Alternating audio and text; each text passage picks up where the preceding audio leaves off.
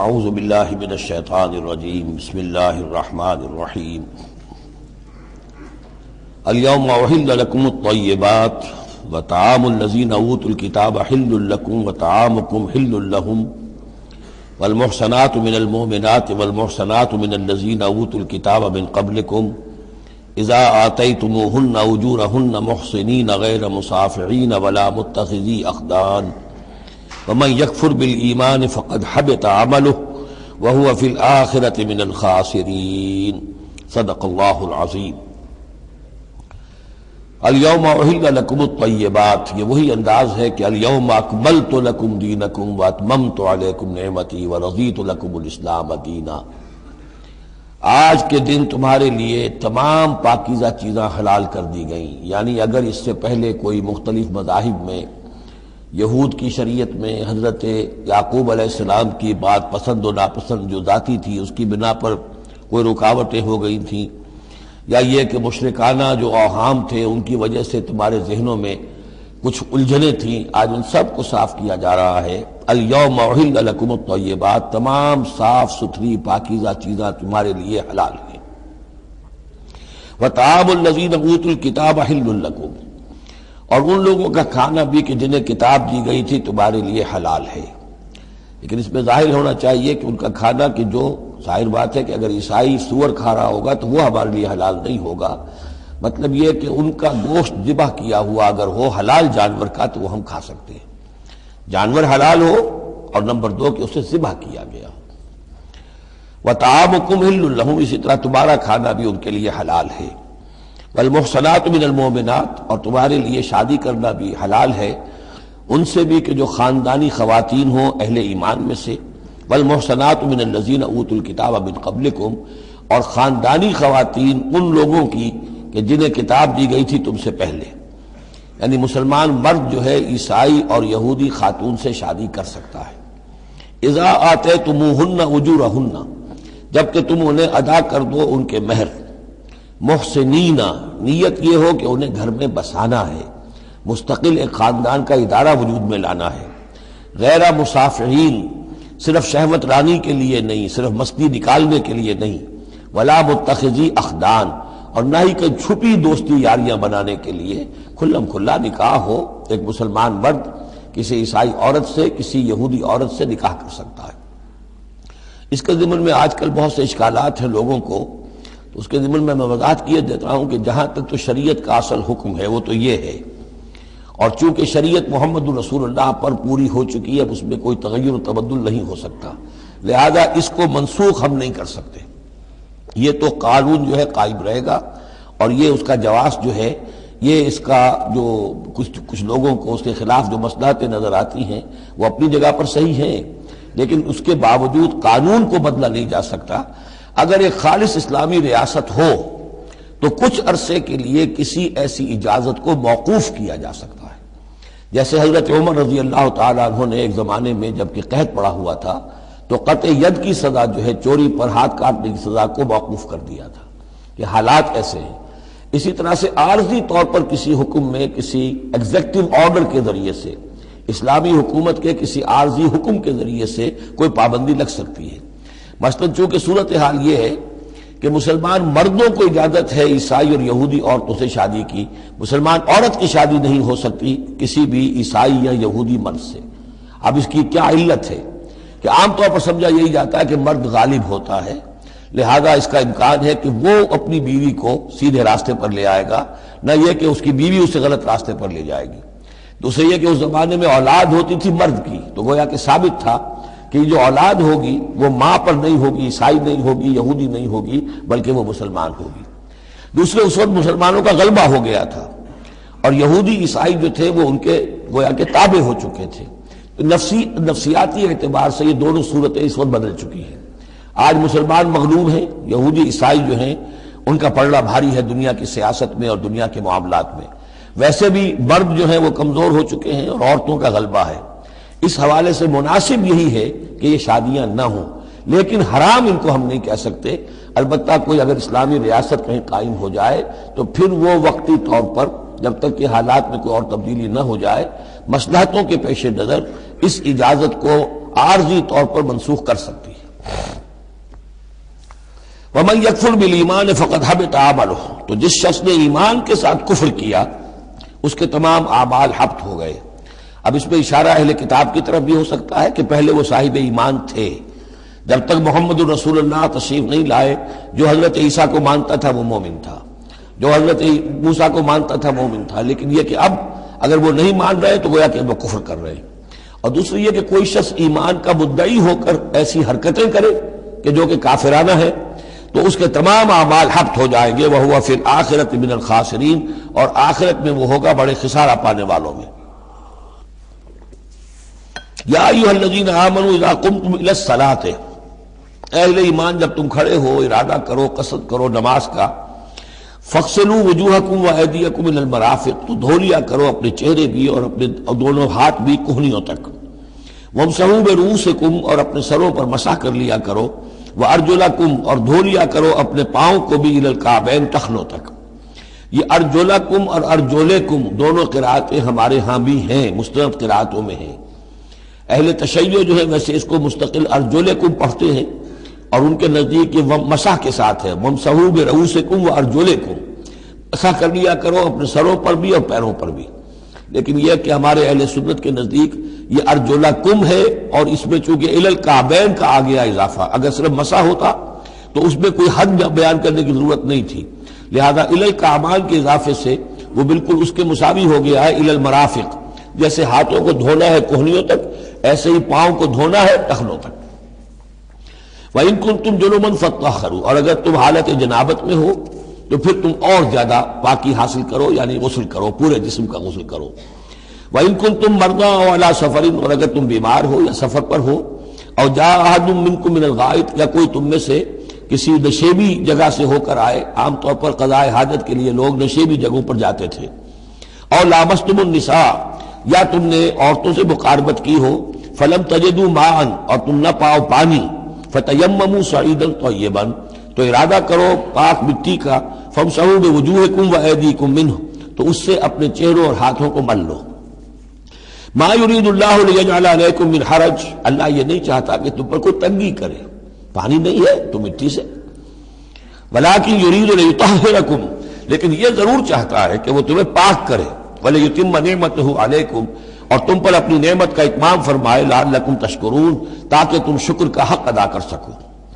واذکروا نعمت اللہ علیکم ومیثاقہ الذی واثقکم بہ، اب دیکھیے ایک میثاق وہ تھا کہ جو بنی اسرائیل سے لیا گیا، اب یہ میثاق اہل ایمان سے ہو رہا ہے۔ یہ سورت شروع ہوئی ہے یا ایھا الذین آمنوا سے، اور یاد رکھنا اپنے اس میثاق کو، اپنی اس نعمت کو جو تم پر ہوئی ہے اللہ کی طرف سے، اور وہ میثاق جو اس نے تم سے باندھ لیا ہے، جس میں اس نے تمہیں باندھ لیا ہے، واثقکم بہ اذ قلتم سمعنا واطعنا، جب تم نے کہا سمعنا واطعنا۔ سورہ بقرہ کی آخری آیت کہاں ختم ہوئی تھی؟ سمعنا واطعنا، آخری سے پہلی غفرانک ربنا والیک المصیر۔ جو مسلمان بھی کہتا ہے سمعنا واطعنا، گویا کہ وہ ایک میثاق میں، ایک بہت گاہے معاہدے کے اندر اللہ کے ساتھ بندھ گیا، اب اسے اللہ کی شریعت کی پابندی کرنی ہے۔ وَاذْكُرُوا نِعْمَتَ اللَّهِ عَلَيْكُمْ وَمِيثَاقَهُ الَّذِي وَاثَقَكُمْ بِهِ إِذْ قُلْتُمْ سَمِعْنَا وَأَطَعْنَا وَاتَّقُوا اللَّهَ، اللہ کا تقوی اختیار کرو، ان اللہ علیم بذات الصدور، یقیناً اللہ تعالیٰ جو سینوں کے اندر چیزیں پنہاں ہیں ان سے بھی واقف ہے۔ یا ایھا الذین آمنوا کونوا قوامین بالقسط، کونوا قوامین للہ شہداء بالقسط۔ اب وہ آیت نمبر 135 میں نے نوٹ کرائی تھی سورہ نساء کی، اور یہ آیت نمبر 8 ہے سورہ مائدہ کی، یہ ایک ہی مضمون، وہی نسبت زوجیت کو سمجھ لیجئے، صرف یہ کہ عکسی ترتیب ہے۔ وہاں تھا یا ایھا الذین آمنوا کونوا قوامین بالقسط شہداء للہ، یہاں ہے کونوا قوامین للہ شہداء بالقسط۔ ایک حقیقت تو میں نے اس وقت بیان کر دی تھی کہ گویا کہ معلوم ہوا کہ اللہ اور قسط مترادف ہے، اللہ کے لیے کھڑے ہو جاؤ، قسط کے لیے کھڑے ہو جاؤ، اللہ کے گواہ بن جاؤ، قسط کے گواہ بن جاؤ، تو گویا کہ اللہ اور قسط یہ مترادف ہے۔ دوسرا مفہوم جو کہ آج سامنے آ رہا ہے اس کو سمجھ لیجئے کہ کسی معاشرے میں عدل قائم کرنا، ایک تو یہ کہ عام انسان کی جو اس کی نفسیات ہے اس کی فطرت ہے، اس کا تقاضا بھی یہ ہے کہ انسان چاہتا ہے کہ انصاف ہو۔ آج پوری نوع انسانی انصاف کی تلاش میں گھوم رہی ہے۔ بادشاہت سے نجات حاصل کی تھی، جمہوریت کی طرف آئے تھے کہ غلامی سے نجات ملے، انصاف ہونا چاہیے، انسان پر حاکم بن کر بیٹھ جائے، یہ تو کوئی حق نہیں ہے کسی کو۔ لیکن یہ کہ اس کا نتیجہ کیا ہوا کہ کیپٹلزم کی لعنت میں گرفتار ہو گئے، سرمایہ داروں کی جو ہے وہ ایک ڈکٹیٹریت اور آمریت قائم ہو گئی۔ اس سے نجات پانے کے لیے کمیونزم کے پاس گئے، وہ پھر ایک پارٹی ڈکٹیٹرشپ قائم ہو گئی، ایک سے ایک رست از یک بنتا افتاد در بندے دیگر، ایک قید سے نجات نہیں پائی کہ دوسری قید کے اندر پھر پھنس گئے۔ اب انسان کدھر جائے گا؟ لیکن یہ کہ فطرت کے اندر ہے کہ عدل اور انصاف انسان چاہتا ہے۔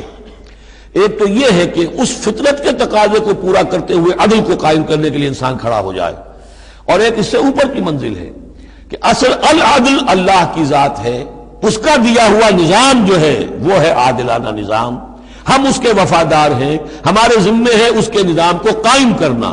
تو کھڑے ہو جاؤ اللہ کے لیے، یا ایھا الذین آمنوا کونوا قوامین للہ شہداء بالقسط۔ یہاں پر یہ اوپر کی منزل ہے جو بیان ہو رہی ہے کہ اصل میں یہ صرف فطرت انسانی کے تقاضے کے طور پر نہیں، تمہاری عبدیت کا تقاضا ہے، تمہارا اللہ کے ساتھ وفاداری کا جو رشتہ ہے اس کا تقاضا ہے کہ پوری قوت کے ساتھ with all the emphasis at your command، جو بھی تمہارے پاس ذرائع ہیں، وسائل ہیں، ان سب کو لے کر، جو بھی آپ کے پاس قوت ہے اس سب کو جمع کر کے، اور آپ کھڑے ہو جائیں اللہ کے لیے۔ کھڑے ہو جائیں اللہ کے لیے چمانی دارت، اللہ کے لیے کھڑے ہونا یعنی اس کے دین کے گواہ بن کر کھڑے ہو جانا، اور اس کا دین جو ہے العدل ہے، انصاف ہے، قسط ہے، تو اس انصاف اور قسط کو قائم کرنا۔ یا ایھا الذین آمنوا کونوا قوامین للہ شہداء بالقسط۔ اب دیکھیے وہاں کیا تھا، وَلَوْ عَلَىٰ أَنفُسِكُمْ أَوِ الْوَالِدَيْنِ وَالْأَقْرَبِينَ۔ انصاف سے روکنے والی چیز ہوتی ہے کوئی محبت۔ اب میں اپنے خلاف کیسے فتویٰ دے دوں، اپنے والدین کے خلاف کیسے فیصلہ دے دوں، اپنے رشتہ داروں کے خلاف کیسے فیصلہ دے دوں؟ وہاں فرمایا اس کی کاٹ کر دی، وَلَوْ عَلَىٰ أَنفُسِكُمْ أَوِ الْوَالِدَيْنِ وَالْأَقْرَبِينَ۔ حق بات ہے، انصاف کی بات ہے، خواہ تمہارے خلاف جا رہی ہو، تمہارے والدین کے خلاف جا رہی ہو، تمہارے رشتہ داروں کے خلاف جا رہی ہو، حق کہنا ہے۔ دوسری چیز کیا ہوتی، کسی کی دشمنی کی وجہ سے آپ حق نہیں کہتے۔ بات تو حق ہے اسی کی، لیکن یہ تو دشمن ہے، میں اس کے حق میں کیسے فتویٰ دوں؟ اس سے یہاں روک دیا گیا۔ تو یہ وہ ریسیپروکل نسبتیں ہیں قرآن مجید کی صورتوں کے اندر، ایک ہی مضمون ہے، اس کے اندر عکسی ترتیب اور ریسیپروکل ترتیب۔ وَلَا يَجْرِمَنَّكُمْ شَنَآنُ قَوْمٍ عَلَىٰ أَلَّا تعْدِلُوا۔ دیکھو کسی قوم کی دشمنی تمہیں اس بات پر آمادہ نہ کر دے کہ تم عدل سے منحرف ہو جاؤ۔ اعدلوا، عدل سے کام لو، انصاف کرو۔ هو اقرب للتقوی، یہی بہتر ہے اور قریب تر ہے تقوی کے۔ واتقوا اللہ ان اللہ خبیر بما تعملون، اور اللہ کا تقوی اختیار کرو، اور جو کچھ تم کر رہے ہو اللہ اس سے باخبر ہے۔ اب اس میں ظاہر بات ہے بار بار میں نہیں کہہ سکتا، یہ جو بار بار آتا اللہ دیکھ رہا ہے، اللہ باخبر ہے، کیا مانی؟ ہر ایک کا حساب تم سے لے گا، ہر ایک کی جواب دہی تمہیں کرنی پڑے گی، تمہارا کوئی عمل، تمہارا کوئی قول اس کے علم سے خارج نہیں ہے، لہذا ہر وقت چوکس رہو، چوکنے رہو۔ وعد اللہ الذین آمنوا وعملوا الصالحات لہم مغفرۃ واجر عظیم۔ ہاں اللہ تعالیٰ کا وعدہ ہے ان لوگوں سے جو ایمان لائیں اور نیک عمل کریں کہ ان کے لیے مغفرت بھی ہے، اجر عظیم بھی ہے۔ والذین کفروا وکذبوا بآیاتنا اولئک اصحاب الجحیم، اور جو لوگ کہ انکار کریں اور جھٹلا دیں ہماری آیات کو، وہ ہیں جہنم والے، آگ والے۔ یا ایھا الذین آمنوا اذکروا نعمت اللہ علیکم اذ ہم قوم ان یبسطوا الیکم ایدیہم۔ اہل ایمان ذرا یاد کرو اس اللہ کے انعام کو جبکہ قوم نے ارادہ کیا تھا کہ تمہارے خلاف اقدام کریں، بڑھائیں اپنے ہاتھ تمہارے خلاف۔ یہ غزوہ احزاب کے بعد جو ہے وہ ایک جو بھی کوششیں ہوئیں، بہت سے لوگ ابھی پیچ و تاب کھا رہے تھے کفار میں سے کہ اب پھر دوبارہ جائیں، لیکن ایسے حالات اللہ تعالیٰ نے پیدا کر دیے، ان کے دلوں پر ایسا رعب پڑ گیا تھا غزوہ احزاب کے بعد کہ پھر جرأت ہو نہیں سکی۔ اس کو اللہ تعالیٰ اپنے انعام کی حیثیت سے یہاں اس کا ذکر فرما رہے ہیں۔ اذ ہم قوم ان یبسطوا الیکم ایدیہم، جبکہ ایک قوم نے ارادہ تو کیا تھا کہ وہ اپنے ہاتھ پھیلائیں تمہاری طرف، بڑھائیں تمہارے اوپر زیادتی کرنے کے لیے، تم پر فوج کشی کے لیے۔ فکف ایدیہم عنکم، تو اللہ تعالیٰ نے ان کے ہاتھوں کو روک دیا تم سے۔ اور اس میں خاص اشارہ صلح حدیبیہ کی طرف ہے۔ صلح حدیبیہ کے وقت بھی بہت ہی پیچ و تاب کھا رہے تھے قریش، اور وہ ہر صورت کے اندر ان کے نوجوان جو تھے ان کا خون کھول رہا تھا، لیکن یہ کہ بالآخر یوں سمجھئے کہ سینٹی پریویلڈ، اور انہیں یہ سمجھ میں آ گیا کہ اس وقت ہم مسلمانوں کا مقابلہ نہیں کر سکیں گے، اور اللہ تعالیٰ نے گویا کہ ان کے ہاتھوں کو روک لیا۔ فَكَفَّ أَيْدِيَهُمْ عَنْكُمْ وَعَلَى اللَّهِ فَلْيَتَوَكَّلِ الْمُؤْمِنُونَ، اور اللہ تعالیٰ کو تو اہل ایمان ہی پر توکل کرنا چاہیے، اللہ تعالیٰ اہل ایمان کو تو اللہ ہی پر توکل کرنا چاہیے۔ وَلَقَدْ أَخَذَ اللَّهُ مِيثَاقَ بَنِي إِسْرَائِيلَ، اب یہ بنی اسرائیل کی تاریخ کے کچھ واقعات آ رہے ہیں۔ وَلَقَدْ أَخَذَ اللَّهُ مِيثَاقَ بَنِي إِسْرَائِيلَ، اور جس طرح اے مسلمانوں آج تم سے میثاق لیا گیا ہے اور تمہیں اللہ نے جکڑ لیا ہے، باندھ لیا ہے شریعت کے میثاق میں، اسی طرح اللہ تعالیٰ نے بنی اسرائیل کا میثاق بھی لیا تھا۔ وَبَعَثْنَا مِنْهُمُ اثْنَيْ عَشَرَ نَقِيبًا، اور ان میں ہم نے اٹھا دیے تھے، مقرر کر دیے تھے 12 نقیب، 12 قبیلے تھے، ہر قبیلے میں حضرت موسیٰ علیہ السلام نے ایک نقیب مقرر کیا۔ یہی ہم نے اپنے اسرے کے ناظم کے لیے نقیب کا لفظ یہیں سے اختیار کیا ہے۔ حضور نے بھی 12 نقیب مقرر کیے تھے انصار میں، 9 جو ہیں خزرج میں سے اور 3 اوس میں سے۔ وقال اللہ انی معکم، اور اللہ نے فرمایا تھا ان سے میں تمہارے ساتھ ہوں، یعنی میری مدد، میری تائید، نصرت تمہارے شامل حال رہے گی۔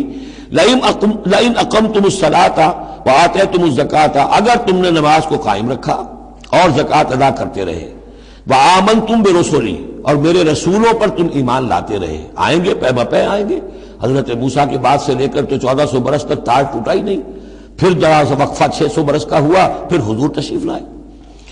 آمنتم برسلی وعزرتموہم، اور ان کی تم مدد کرتے رہو گے، واقرضتم اللہ قرضا حسنا، اور اگر تم اللہ کو قرض حسنہ دیتے رہو گے، اپنے مال خرچ کرتے رہو گے اللہ کے دین کے لیے، لَأُكَفِّرَنَّ عَنْكُمْ سَيِّئَاتِكُمْ، تو میں لازماً دور کر دوں گا تم سے تمہاری برائیوں کو، وَلَأُدْخِلَنَّكُمْ جَنَّاتٍ تَجْرِي مِن تَحْتِهَا الْأَنْهَارُ، اور میں لازماً داخل کروں گا تمہیں ان باغات میں جن کے دامن میں ندیاں بہتی ہوں گی۔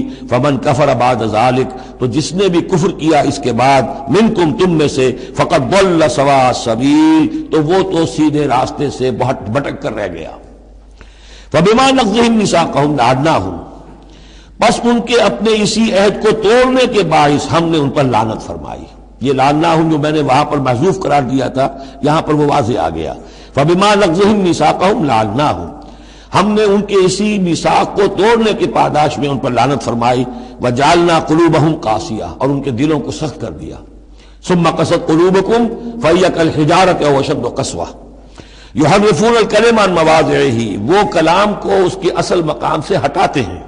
ونسوا حظا مما ذکروا بہ، اور وہ جو کچھ کہ ان کو دیا گیا تھا نصیحت کے طور پر، ہدایت کے طور پر، اس کے اکثر حصے کو بھول گئے یا اس سے فائدہ اٹھانا انہوں نے چھوڑ دیا۔ ولا تزال تطلع على خائنۃ منہم، اور اے نبی آپ ہمیشہ ان کی طرف سے خیانت کی اطلاعیں پاتے رہیں گے۔ آپ کو معلوم ہے کہ حضور جیسے مدینے پہنچے تھے تو آپ نے پہلے 6 مہینے میں جو 3 کام کیے، کنسولیڈیشن اپنی پوزیشن کی مدینہ منورہ میں، ان میں سے ایک یہ بھی تھا کہ یہود کے 3 قبولوں سے معاہدے کر لیے، جوائنٹ ڈیفنس آف مدینہ، کہ اگر مدینے پر حملہ ہوگا تو مل جل کر دفاع کریں گے۔ لیکن یہ کہ اس کے بعد یہ ہر قبیلہ ایک ایک کر کے غداری کرتا رہا، تو یہ حضور سے کہا جا رہا ہے وَلَا تَزَالُ تَطَّلِعُ عَلَىٰ خَائِنَةٍ مِّنْهُمْ، ان کی طرف سے خیانتیں ہوتی رہیں گی، ہر وقت ہوتی رہیں گی۔ الا قلیلا منہم، سوائے ان میں سے چند کے، کچھ لوگ شریف بھی ہوں گے۔ فاعف عنہم واصفح، تو ابھی درگزر کیجئے اور ذرا معاف کیجئے۔ ان اللہ یحب المحسنین، یقیناً اللہ تعالی احسان کرنے والوں کو پسند فرماتا ہے۔ ومن الذین قالوا انا نصارى اخذنا میثاقهم، اور ان لوگوں سے بھی جنہوں نے یہ کہا کہ ہم نصارہ ہیں، ہم نے ان کا بھی میثاق لیا۔ اخذنا میثاقهم فنسوا حظا مما ذکروا، تو وہ بھی بھول گئے بڑا حصہ اس کا جو نصیحت انہیں کی گئی تھی، یا بھول گئے اس نصیحت سے فائدہ اٹھانا۔ فَأَغْرَيْنَا بَيْنَهُمُ الْعَدَاوَةَ وَالْبَغْضَاءَ إِلَىٰ يَوْمِ الْقِيَامَةِ، تو ہم نے ڈال دی ان کے مابین دشمنی اور بغض قیامت کے دن تک۔ عیسائیوں میں تو خاص طور پر، ایک تو ہے عیسائی اور یہودیوں کے درمیان جو دشمنی رہی ہے، یہ جو ہمارا دور ہے اصل میں اس میں عارضی طور پر صورتحال تبدیل ہو گئی ہے، لیکن واقعہ یہ ہے کہ پورے 2000 برس تک، لگ بھگ 100 برس نکال دیجئے تو 1900 برس تک شدید دشمنی رہی ہے یہودیوں اور عیسائیوں کے درمیان، کیونکہ عیسائی سمجھتے تھے کہ جسے ہم خدا سمجھتے ہیں اس کے قاتل یہ ہیں، انہوں نے سولی چڑھایا ہے۔ یہودی سمجھتے تھے کہ کافر جو تھا، مرتد جو تھا، جادوگر تھا، ولد الحرام تھا، ولد الزنا تھا، اسے یہ خدا کا بیٹا بنائے پھرتے ہیں۔ اب یہ اس قدر یعنی کنٹراسٹ ہے، اتنی ایک دوسرے کے خلاف کہ ان کے اندر کوئی پوائنٹ آف میٹنگ ہے ہی نہیں، شدید دشمنی رہی۔ اسی طریقے سے عیسائیوں کے اندر پھر جو فرقے بنے ہیں اور ان میں جو خانہ جنگی ہوئی ہے، پوری انسانی تاریخ اس کی مثال پیش کرنے سے قاصر ہے۔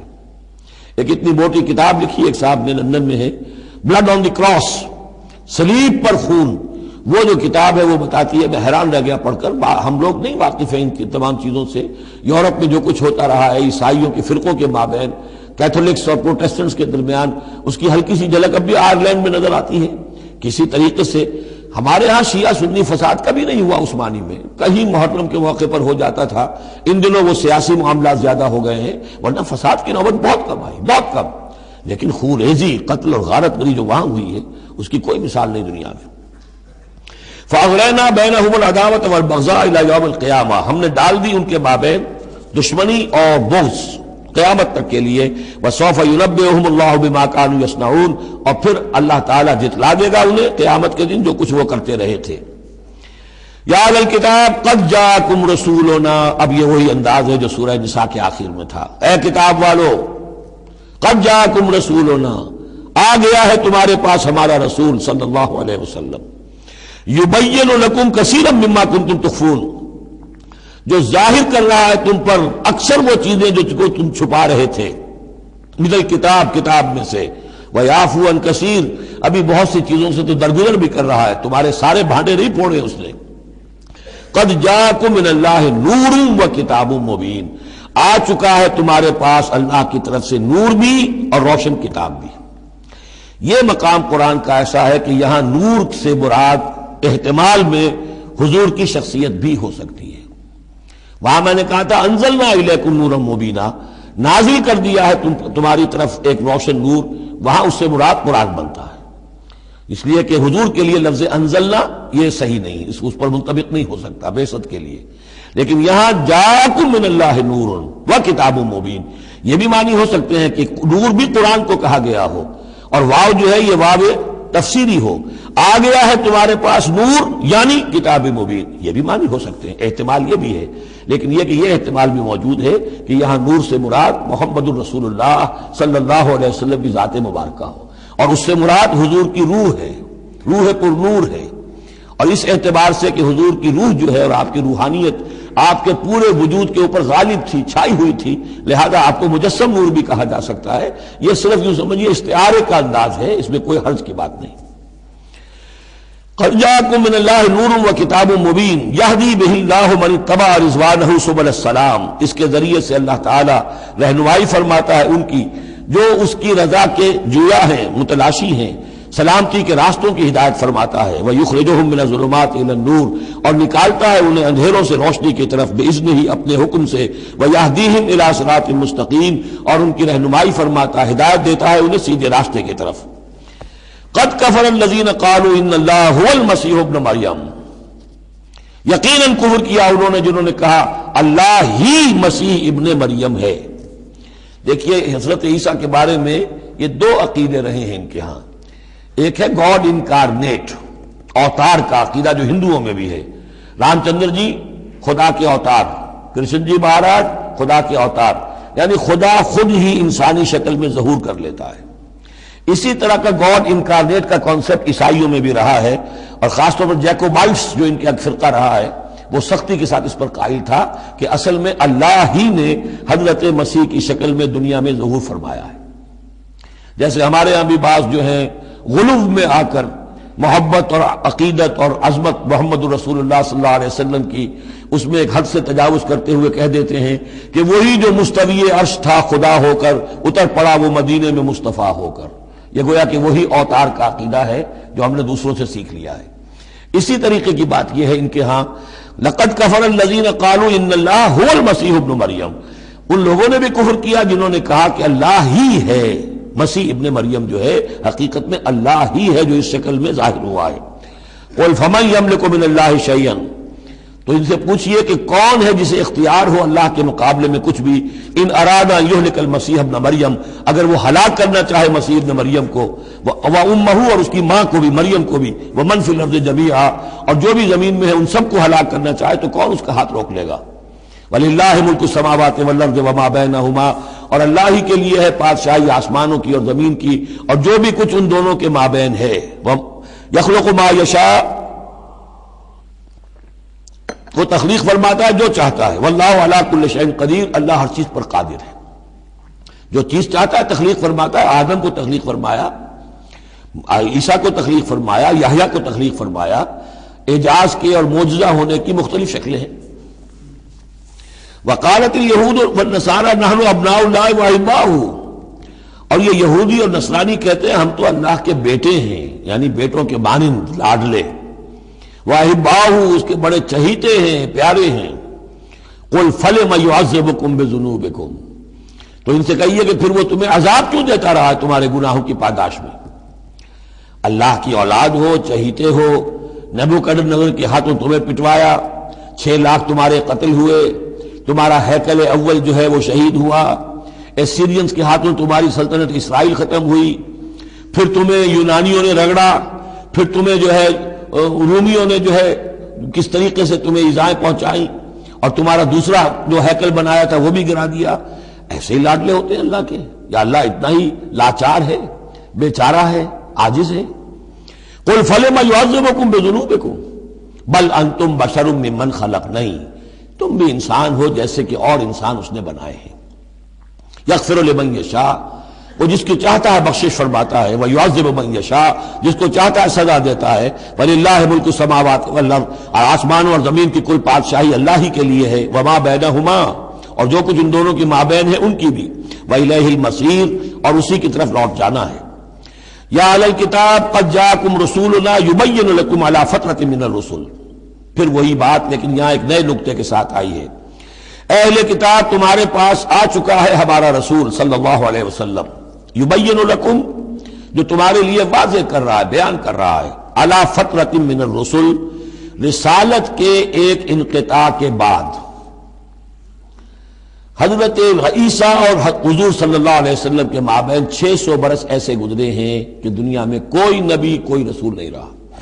یہ فترت ہے، فترت ہے، وقفہ ہے عارضی، اور پھر حضور کی بعثت، اور پھر فترت دائمی، اب رسالت کا دروازہ ختم، 600 برس کے لیے عارضی بند، پھر حضور کی تشریف آوری، اور اب تا قیام قیامت دروازہ بند۔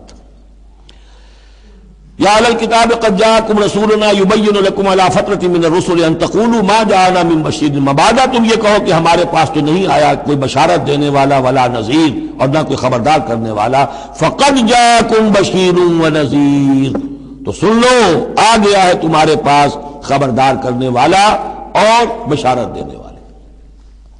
رسلا مبشرین ومنذرین لئلا یکون للناس علی اللہ حجۃ بعد الرسل وکان اللہ عزیزا حکیما، سورہ نساء کی وہ آیت اب آپ کے ذہن میں رہنی چاہیے، بنیادی آیت۔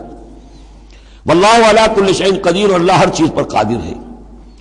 اب حضرت موسیٰ علیہ السلام کا وہ واقعہ آ رہا ہے کہ جب کہ مصر سے اپنی قوم کو لے کر نکلے، صحرائے سینا میں رہے، کوہ طور پر بلائے گئے، تورات دے دی گئی، اب اس کے بعد انہیں حکم ہوا کہ فلسطین میں داخل ہو جاؤ، اور وہاں جو مشرک اور کافر قومیں آباد تھیں، فلسطی کہلاتے تھے، ان کو تم ان کے ساتھ جنگ کرو، انہیں وہاں سے نکالو، اور یہ تمہارے لیے ارض مقدس اللہ کی طرف سے موعود ہے، اس لیے کہ تمہارے ابراہیم، تمہارے جد امجد تھے وہ یہی تھے، یہی حضرت اسحاق تھے، یہیں سے پھر حضرت یعقوب کے زمانے میں حضرت یوسف علیہ السلام جب مصر چلے گئے تھے تو یہاں سے تمہاری منتقلی مصر ہوئی تھی، اب جو اپنا اصل گھر ہے جاؤ اسے حاصل کرو۔ لیکن جب جنگ کا موقع آیا پوری قوم نے کوڑا جواب دے دیا کہ ہم جنگ کرنے کے لیے تیار نہیں۔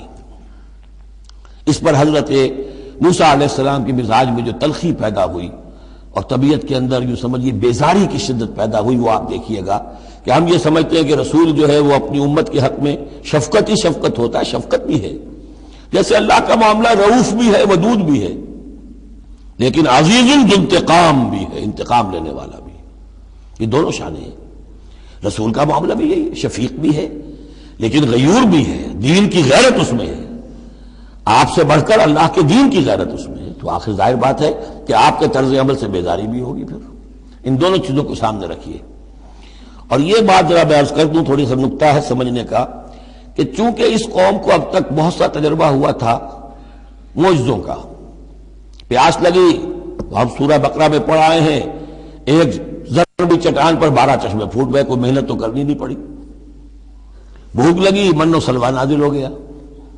دھوپ لگی، سائبان جو ہے وہ ابر کا سائبان ساتھ ساتھ چل رہا ہے۔ سمندر راستے میں آیا، پھٹا، اس نے راستہ دے دیا۔ تو اس سے یہ بھی کہا جا سکتا ہے کہ اس لاڈ پیار کی وجہ سے بگڑ گئے تھے، اور یہی حکمت ہے کہ حضور کی پوری زندگی میں آپ کو اس طرح کا کوئی معجزہ نظر نہیں آتا۔ مسلمانوں، جو کرنا ہے اپنی جان دے کر، ایثار سے، قربانی سے، محنت سے، مشقت سے، بھوک جھیل کر، فاقے برداشت کر کے کرو۔ یہ بہت اہم نکتہ ہے، سمجھ لیجیے۔ یہ عادی ہو گئے تھے۔ وَإِذْ قَالَ مُوسَىٰ لِقَوْمِهِ يَا قَوْمِ اذْكُرُوا نِعْمَةَ اللَّهِ عَلَيْكُمْ إِذْ جَعَلَ فِيكُمْ أَنْبِيَاءَ وَجَعَلَكُمْ مُلُوكًا، اور یاد کرو جب کہ موسیٰ نے کہا اپنی قوم سے، میری قوم کے لوگوں، اور تورات سے معلوم ہوتا ہے، بک آف ایکسوڈس جو ہے 6 لاکھ کی نفری تھی ان کی جب یہ نکلے ہیں مصر سے۔ اب ان میں بوڑھے بھی، بچے بھی اور عورتیں بھی، ان کو نکال دیجئے تو کم سے کم 1 لاکھ تو ہوں گے کہ جو ایسے لوگ ہوں کہ جو جنگ کی صلاحیت رکھتے ہوں، اور نیچے جائیے برسبیل تنزل تو 50,000 تو ہوں گے، لیکن ان کا حال کیا ہوا وہ دیکھ لیجئے۔ یا قوم اذکروا نعمت اللہ علیکم، میری قوم کے لوگوں اللہ کے اس انعام کا احساس کرو جو تم پر ہوا ہے۔ اذ جعل فیکم انبیاء، جبکہ تمہارے اندر اس نے نبی اٹھائے، یعنی خود میں نبی ہوں، میرے بھائی ہارون نبی ہیں، حضرت موسیٰ نبی تھے، حضرت یوسف نبی تھے جو آئے تھے۔ وجعلکم ملوکا، اور تمہیں بادشاہ بنایا ہے۔ بادشاہ بنایا ہے تو ظاہر بات ہے اس وقت تک اگرچہ ان کی بادشاہت تو قائم نہیں ہوئی تھی، ہو سکتا ہے یہ پیشین گوئی ہو کہ جو بتائی جا رہی ہو کہ آئندہ تمہیں اللہ تعالیٰ زمین کی سلطنت بھی اور خلافت بھی دینے والا ہے، جیسے کہ حضرت داؤد اور حضرت سلیمان کے زمانے میں ہوئی۔ ایک رائے یہ بھی ہے کہ چونکہ حضرت یوسف کے زمانے میں انہیں بڑا اقتدار حاصل ہو گیا تھا، بادشاہ تو نہیں تھے لیکن یہ کہ واقعتاً بادشاہوں کے بھی، جن کو کہتے ہیں کہ پیرزادے ہونے کے اعتبار سے بادشاہوں کے بھی مخدوم تھے اور ممدوح تھے، تو شاید اس کی طرف اشارہ ہو۔ وَآتَاكُم مَّا لَمْ يُؤْتِ أَحَدًا مِّنَ الْعَالَمِينَ، اور تمہیں وہ ساری چیزیں دیں جو پوری دنیا میں تمام جہان والوں میں کسی کو نہیں دی۔ یا قوم ادخلوا الارض المقدسۃ التي كتب اللہ لكم، اے میری قوم کے لوگوں اب داخل ہو جاؤ اس ارض مقدس میں، اس فلسطین میں جو اللہ نے تمہارے لیے لکھ دی ہے، اللہ کا فیصلہ ہے، تمہیں ملے گی۔ ولا ترتدوا على ادباركم، اور اب اپنی پیٹھوں کے بل نہ واپس نہ پھرنا، فتنقلبوا خاسرین، اگر ایسا کرو گے تو خسارے میں رہو گے۔ قالوا یا موسیٰ ان فیہا قوما جبارین، انہوں نے کہا موسیٰ ہم فلسطین میں داخل ہو جائیں، اس میں تو بڑی جابر قوم ہے، بڑی طاقتور قوم ہے، قداور لوگ ہیں، لئیم ہیں، جسیم ہیں۔ ان فیہا قوما جبارین وانا لن ندخلها حتى يخرجوا منها، ہم اس زمین میں داخل نہیں ہوں گے، اپنے قدم نہیں بڑھائیں گے جب تک کہ وہ وہاں سے نکل نہ جائیں۔ وَإِن يَخْرُجُوا مِنْهَا فَإِنَّا دَاخِلُونَ، وہ نکل جائیں پھر ہم داخل ہو جائیں گے۔ قَالَ رَجُلَانِ مِنَ الَّذِينَ يَخَافُونَ، کہا 2 اشخاص نے کہ جو خوف رکھتے تھے اللہ کا بھی، انعم اللہ علیہما، اللہ نے بھی ان پر انعام کیا تھا۔ یہ 2 شاگرد تھے جو قریبی صحابی یا حواری تھے حضرت موسیٰ کے۔ یوشع ابن نون تو وہ ہے کہ جو پھر ان کے بعد جانشین بھی ہوئے، اور گمان غالب یہی ہے کہ وہ نبی بھی تھے، اور دوسرے تھے کالب بن یفنہ۔ تو ان دونوں نے اپنے قوم کے لوگوں کو سمجھانا چاہا۔ قال رجلان من الذین یخافون انعم اللہ علیہما ادخلوا علیہم الباب، ہمت کرو دروازے میں ایک دفعہ گھسو تو صحیح۔ فاذا دخلتموہ فانکم غالبون، جب تم داخل ہو جاؤ گے تو غلبہ تمہیں مل جائے گا۔ وعلی اللہ فتوکلوا، اللہ پر توکل کرو، ان کنتم مؤمنین، اگر تم مومن ہو۔ قالوا یا موسیٰ انا لن ندخلها ابدا، انہوں نے کہا موسیٰ ہم تو کبھی بھی، یہ ترجمہ کبھی بھی اصل میں کیا گیا ہے اس مصحف میں بھی، لیکن یہ گرامر کے اندر عربی محاورے میں ابدا، ہرگز ہرگز، ہم ہرگز ہرگز داخل نہیں ہوں گے۔ یا موسیٰ لن ندخلها ابدا، ہم ہرگز داخل نہیں ہوں گے، ما داموا فیہا، جب تک کہ وہ اس میں موجود ہے۔ فاذهب انت وربک، جاؤ تم اور تمہارا رب، اور یہ میری طرف سے اضافہ کر لیجئے، ساتھ اپنی لٹھیاں بھی لے جاؤ، یہ تمہارا عصا جو ہے اس نے بڑے بڑے کارنامے دکھائے ہیں، یہ بھی ساتھ لے جاؤ۔ فَذَهَبْ أَنْتَ وَرَبُّكَ فَقَاتِلَا، اور جا کے قتال کرو، إِنَّا هَاهُنَا قَاعِدُونَ، ہم تو یہاں بیٹھے ہیں، زمین جنبت نہ جنبت گم رہو محمد، ہم تو یہاں ٹکے ہوئے، ہم نہیں ہلیں گے۔ قال رب، اب دیکھیے بیزاری، وہی حضرت موسیٰ سورہ قصص میں آپ واقعہ پڑھیں گے کہ قبطی جو تھا وہ مار رہا تھا ایک اسرائیلی کو، تو اس کی طرف سے پھر مدافعت کرتے ہوئے حضرت موسیٰ نے ایک مکہ رسید کیا اور اس قبطی کی جان نکال دی. فوقذہ موسیٰ فقضیٰ علیہ. اس وقت اتنی محبت اپنی قوم سے، اور اب کیا حال ہے؟ قال رب انی لا املک الا نفسی واخی. انہوں نے عرض کیا پروردگار مجھے تو اختیار نہیں ہے سوائے اپنی جان کے اور اپنے بھائی ہارون کی جان کے. ففرق بیننا. باقی یہ پوری قوم انکار کر رہی ہے تو اب تفریق کر دے، علیحدہ کر دے، جدائی ڈال دے ہمارے مابین، وبین القوم الفاسقین، اور ان ناہنجار لوگوں کے درمیان. میں اب ان کے ساتھ رہنا نہیں چاہتا. آج کی اصطلاح میں ہم کہہ سکتے ہیں میرا استعفیٰ قبول فرما لے، کہ میں اب ان کے ساتھ نہیں رہنا چاہتا. ان کی ناہنجاری، جو کچھ انہوں نے دیکھا ہے، میرے ہاتھوں سے جو معجزے دیکھے ہیں، میرے اور ان کے درمیان اب تفرقہ پیدا کر دے. اللہ نے یہ درخواست قبول نہیں کی، لیکن یہ کہ تذکرہ بھی نہیں کیا. قال فإنها محرمة عليهم 40 سنة. نہیں، ہم جو سزا انہیں دے رہے ہیں وہ یہ ہے کہ اب یہ ارض مقدس، اگر یہ بزدلی نہ دکھاتے ابھی ہم انہیں دے دیتے. اب انہوں نے بزدلی دکھائی ہے تو اب یہ ان پر حرام رہے گی 40 برس تک. یتیہون فی الارض، اسی صحرا میں، اسی صحرائے سینا میں، سینائی پیننسولا، یہ بھٹکتے پھریں گے. فلا تأس علی القوم الکافرین قوم الفاسقین. تو اب آپ اس فاسق لوگوں کے بارے میں اب آپ افسوس نہ کریں، اپنے دل کے اندر رنج نہ لیں اب جو کچھ ان پر بیتے گی. لیکن بہرحال آپ ان کی طرف رسول بنا کر بھیجے گئے ہیں، جب تک زندگی ہے آپ کو ان کے ساتھ رہنا ہے. یہاں ذرا یاد کر لیجئے کہ جو حضرت موسیٰ نے کہا انی لا املک الا نفسی واخی، حضور سے کیا کہا گیا تھا سورہ نساء میں؟ فقاتل فی سبیل اللہ لا تکلف الا نفسک وحرض المؤمنین. اے نبی آپ اللہ کی راہ میں قتال کیجئے، آپ پر ذمہ داری نہیں ہے سوائے اس کے کہ آپ کی اپنی جان ہے، اور آپ اہل ایمان کی جتنی تحریض، ترغیب، تشویق، جتنے ان کے ایمان کے جذبات کو اپیل کرنا ممکن ہے کیجئے بس. وَاتْلُ عَلَيْهِمْ نَبَأَ ابْنَيْ آدَمَ بِالْحَقِّ. اب یہ معاملہ ہو رہا ہے قتل ناحق کے سلسلے میں، ملک میں فساد مچانے کے سلسلے میں، چوری ڈاکے کے سلسلے میں، کیا ان کی اہمیت ہے، کیا اس کے پھر سزائیں ہیں. وَاتْلُ عَلَيْهِمْ نَبَأَ ابْنَيْ آدَمَ بِالْحَقِّ. اور اے نبی ان کو پڑھ کر سنائیے آدم کے 2 بیٹوں کی کہانی یا قصہ حق کے ساتھ. اِسْتَرَّبَا قُرْبَانًا، جبکہ ان دونوں نے قربانی پیش کی. ایک حابیل قابیل، اور ایک ان میں سے گنریے کا کام کرتے تھے، بھیڑیں بکریاں چراتے تھے، ایک کاشتکار تھے. تو دونوں نے کچھ اپنی جنس لے کر آئے اور دوسرے جو ہیں وہ کچھ اپنے کوئی جانور لے کر آئے، اللہ کے لیے نذر کے طور پر پیش کیا. فَتُقُبِّلَ مِنْ أَحَدِهِمَا وَلَمْ يُتَقَبَّلْ مِنَ الْآخَرِ. تو ان میں سے ایک کی بھی جو قربانی تھی قبول کر لی گئی اور دوسری کی قبول نہیں کی گئی. یہ کیسے معلوم ہوا؟ یہ میں بتا چکا ہوں آپ کو کہ اس وقت کا معاملہ یہ تھا کہ قربانی کی قبولیت کی علامت یہ ہوتی تھی کہ آسمان سے ایک شعلہ سا نیچے اترتا تھا اور وہ اس کو بھسم کر دیتا تھا، گویا کہ اللہ نے قبول فرما لی. قال لأقتلنک. اب جس کی یہ قبول نہیں ہوئی تھی اس نے کہا اپنے بھائی سے جس کی قبول ہو گئی تھی حسد کی آگ میں جل کر میں تمہیں قتل کر دوں گا. قال انما يتقبل اللہ من المتقین. انہوں نے کہا بھائی جان اس میں میرا کیا قصور ہے، یہ تو اللہ تعالیٰ کا قاعدہ ہے، قانون ہے، وہ صرف متقیوں ہی سے قبول کرتا ہے.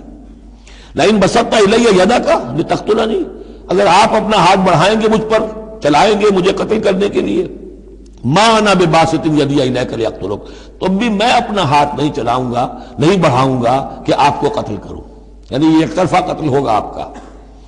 انی اخاف اللہ رب العالمین، مجھے تو اللہ کا خوف ہے جو تمام جہانوں کا پروردگار ہے. انی ارید ان تبوء باسمی و اسمک، اور پھر میں چاہتا ہوں کہ اگر آپ مجھے قتل کر ہی دیں، اس انتہا تک پہنچ ہی جائیں، تو آپ اپنے گناہ کا بھی بوجھ اپنے سر لیں، میرے گناہ کا بھی بوجھ لیں. جو ناحق مقتول ہے اس کے تو گویا کہ تمام گناہ اس قاتل نے اپنے سر پر لے لیے، تو میرے تو گھاٹے کا سودا نہیں ہے.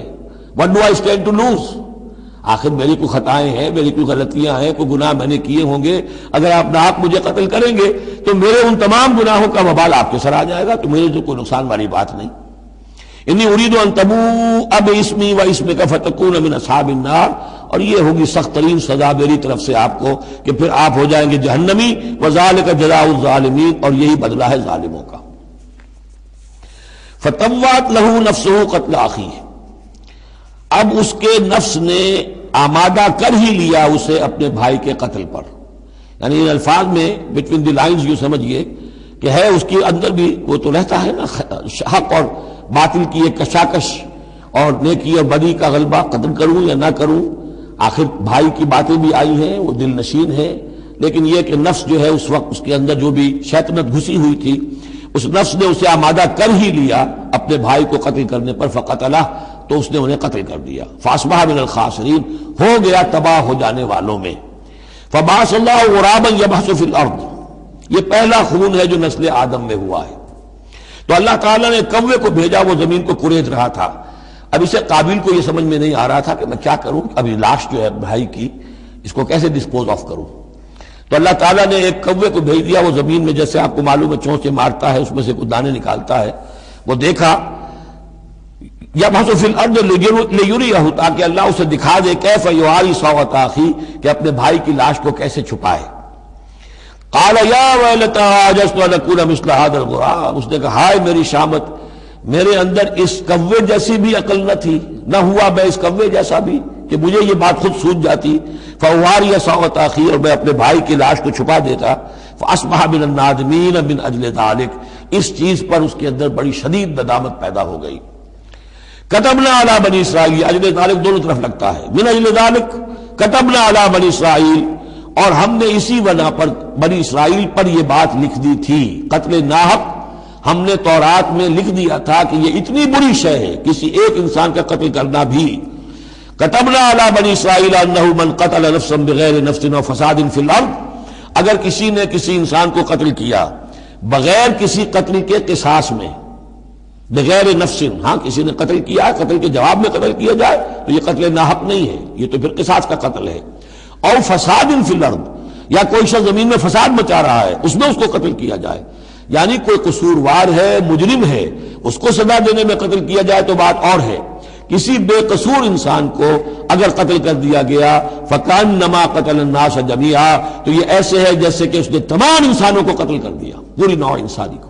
کیوں کہ تمدن کی جڑ کٹ گئی. احترام جان، احترام مال، یہ بنیاد ہے تمدن کی.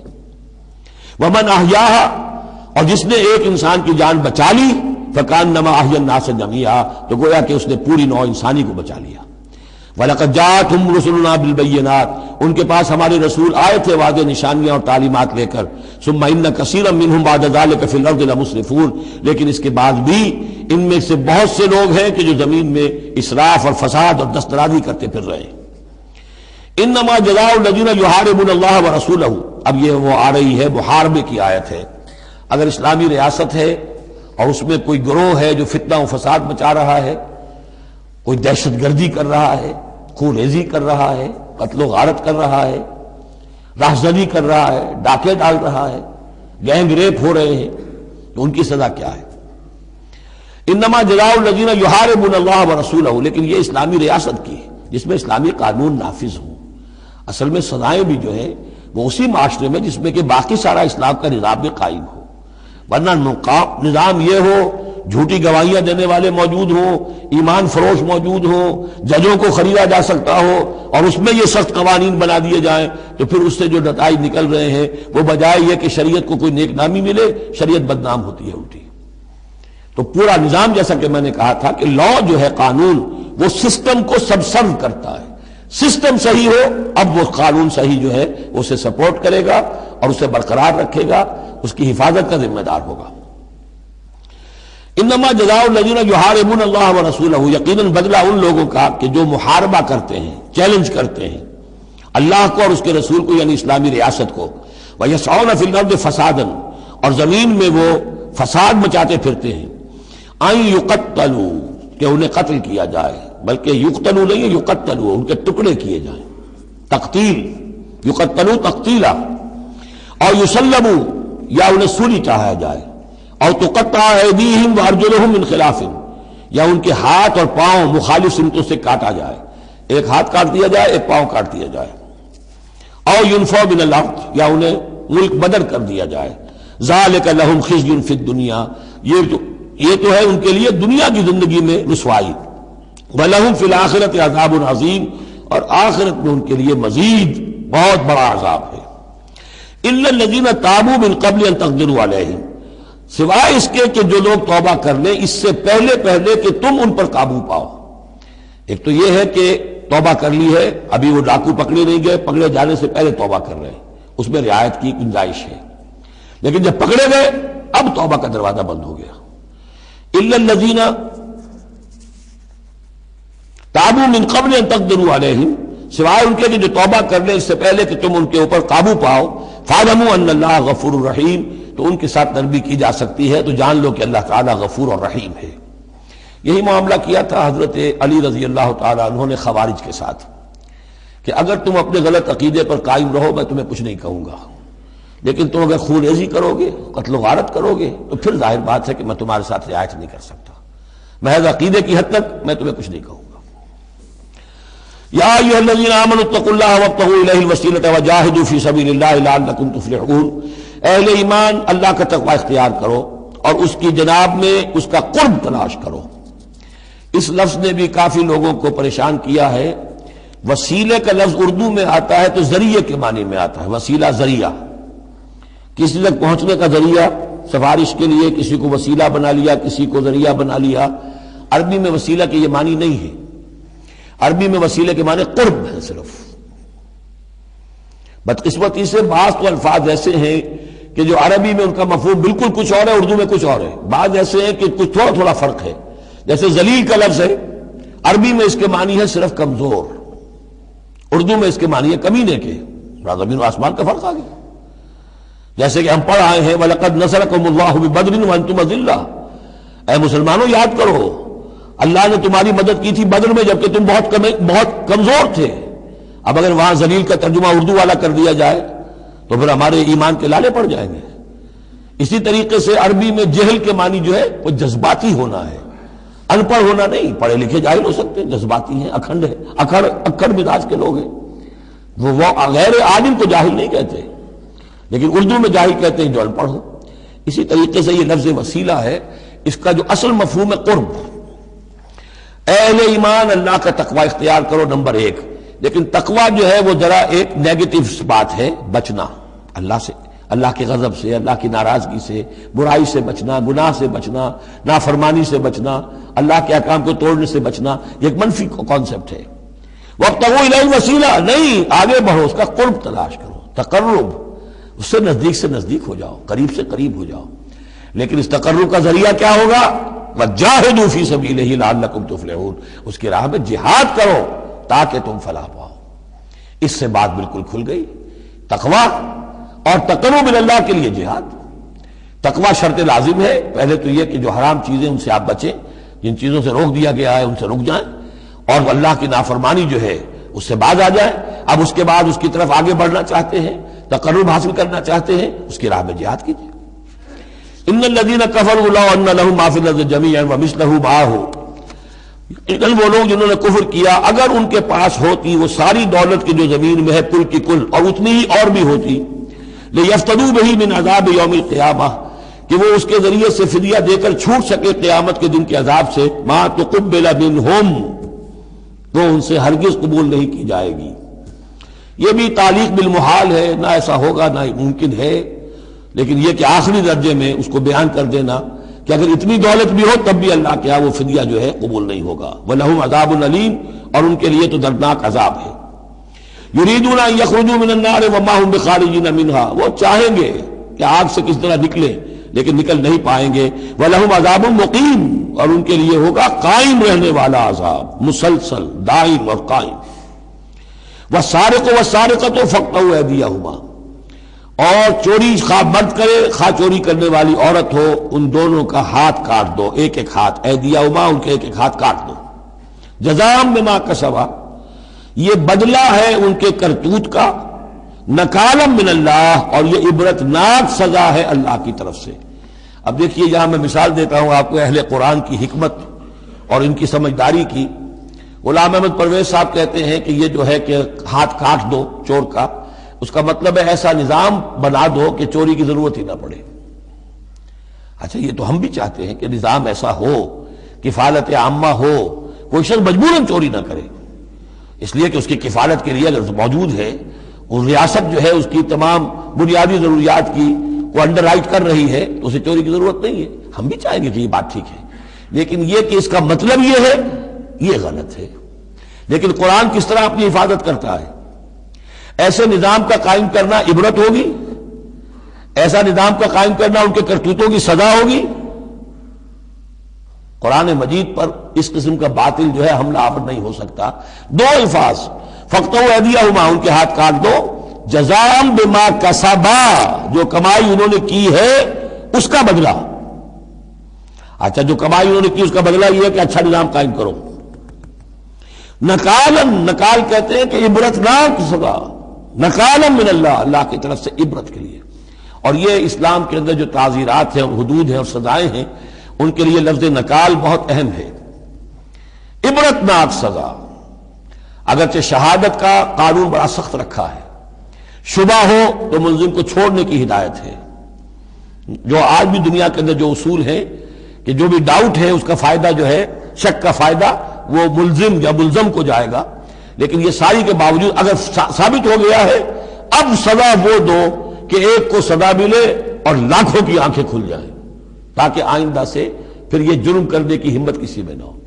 یہ جو ڈیٹرنس ہے، اس طرح کی سزائیں کہ جن سے برائی جو ہے اس کو استحصال معاشرے سے کیا جا سکے، یہی واحد ذریعہ ہے۔ ورنہ دنیا میں امریکہ جیسی کلچر سوسائٹی کے اندر بھی موسٹ ہینس کرائم موجود ہے، بڑا ہی گھناؤنا جرم موجود ہے، اس لیے کہ اس قسم کی سزائیں ہیں ہی نہیں۔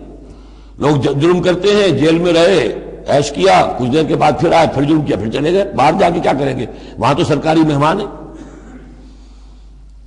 تو یہ سارا فلسفہ جو ہے نتیجہ کہ جرم جو ہے ان کا وہ بڑھتا چلا جا رہا ہے۔ والسارق والسارقۃ فاقطعوا أيديهما جزاء بما كسبا نكالا من الله والله عزيز حكيم، اللہ زبردست ہے، حکمت والا۔ فمن تاب من بعد ظلمه واصلح فإن الله يتوب عليه، تو جس نے بھی توبہ کر لی اس کے بعد اپنے ظلم اور اپنے جرم کے پیچھے واصلہ اور اصلاح کر لی تو اللہ قبول کرتا ہے اس کی توبہ کو۔ ان اللہ غفور الرحیم، یقیناً اللہ غفور الرحیم ہے۔ لیکن جرم کی سزا دنیا میں ختم نہیں ہوگی۔ ایک جرم جو کیا ہے وہ جرم ہے دنیا کا، گناہ ہے اللہ کا۔ جرم کی سزا دنیا میں ملے گی، گناہ کی سزا اللہ نے دینی ہے، اس کو اللہ معاف فرما دے گا اگر توبہ کی ہے۔ اگر توبہ نہیں کی ہے تو پھر یہ کہ اس کی سزا بھی ملے گی۔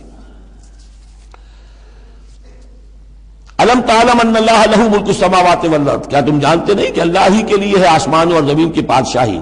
یعذب من یشاء ویغفر لمن یشاء، وہ سزا دے گا جس کو چاہے گا اور بخش دے گا جسے چاہے گا۔ واللہ علی کل شیء قدیر، اللہ ہر چیز پر قادر ہے۔ یا ایھا الرسول لا يحزنك الذين يسارعون في الكفر من الذين قالوا آمنا بافواههم ولم تؤمن قلوبهم۔ یہ پھر ذکر آ رہا ہے، لیکن یہاں بھی گڑبڑ ہے معاملہ سورہ بقرہ کی طرح۔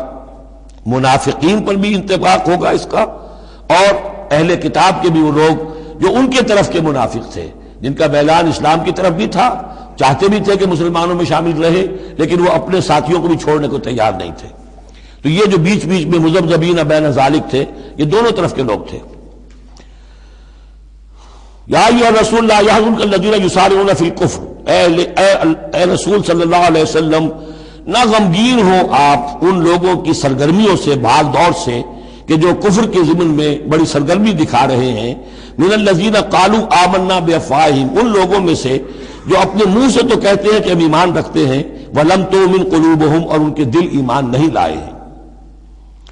ومن الذین ہادوا، اور اسی طرح کے لوگ یہودیوں میں سے ہیں، سماعون للکذب، یہ بڑے ہی غور سے سنتے ہیں، توجہ سے سنتے ہیں جھوٹ کو۔ سماعون لقوم آخرین، اور یہ سنتے ہیں کچھ اور لوگوں کے لیے، یعنی ایک تو یہ ہے کہ ان کی جھوٹی باتیں بڑی توجہ سے سنیں گے، شیاطین جو ہے ان کے، وَإِذَا خَلَوْا إِلَىٰ شَيَاطِينِهِمْ قَالُوا إِنَّا مَعَكُمْ إِنَّمَا نَحْنُ مُسْتَهْزِئُونَ۔ پھر یہ کہ ان کی طرف سے جاسوس بن کر آئیں گے مسلمانوں کے ہاں، کہ یہاں بڑی توجہ سے بات سنتے ہیں تاکہ جا کے رپورٹ کر سکے، آج محمد نے یہ کہا، آج فلاں معاملہ ہوا صلی اللہ علیہ وسلم۔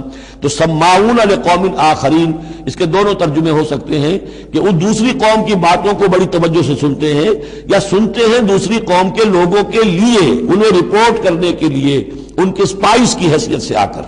لم یاتوک، جو آپ کے پاس نہیں آتے، یعنی ان کے جو گرو گھنٹال ہیں، ان کے جو لیڈر ہیں، ان کے جو شیاطین ہیں، وہ آپ کے پاس نہیں آتے۔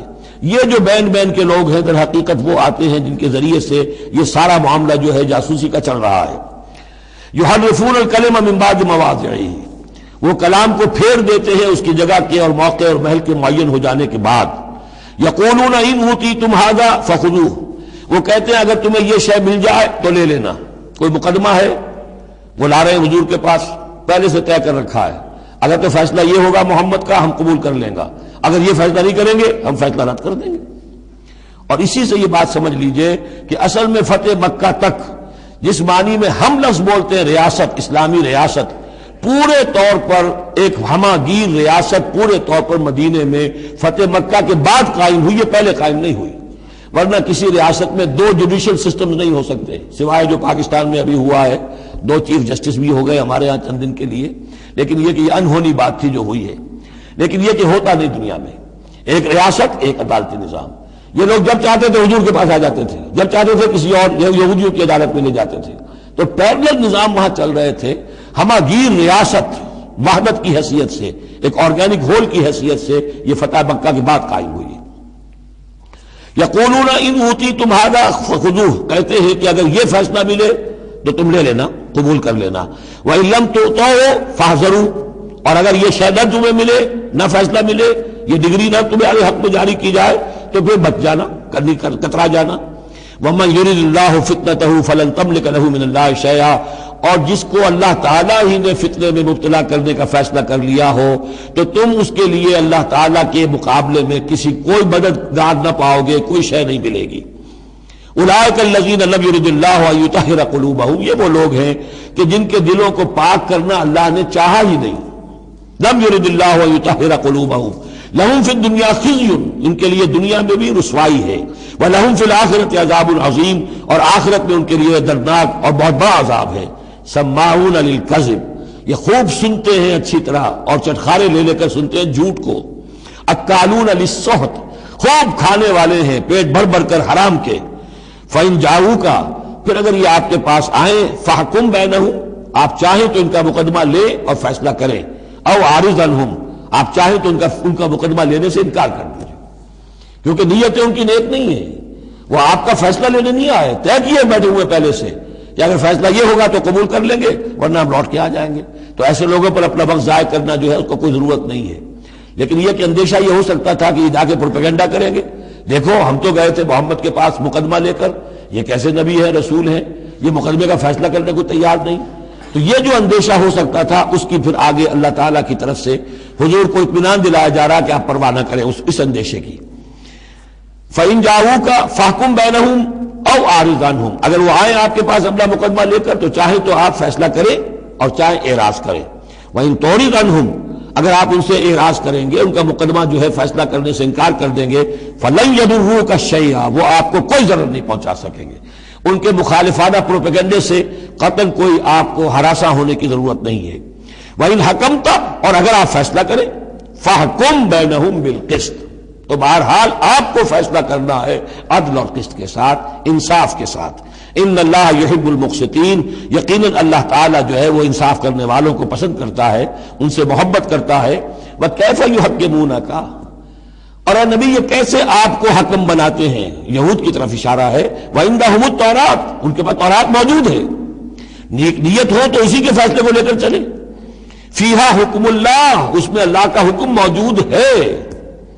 ثُمَّ يَتَوَلَّوْنَ مِن بَعْدِ ذَلِكَ، پھر بھی وہ اس کے بعد بھی اس سے روگردانی کرتے ہیں. وَمَا أُولَٰئِكَ بِالْمُؤْمِنِينَ، اور حقیقت میں یہ لوگ مومن نہیں ہیں، ایمان سے خالی ہیں، ایمان سے تہی دست ہیں، ان کا اصل روگ یہ ہے. بارک اللہ لی ولکم فی القرآن العظیم ونفعنی وإیاکم بالآیات والذکر الحکیم.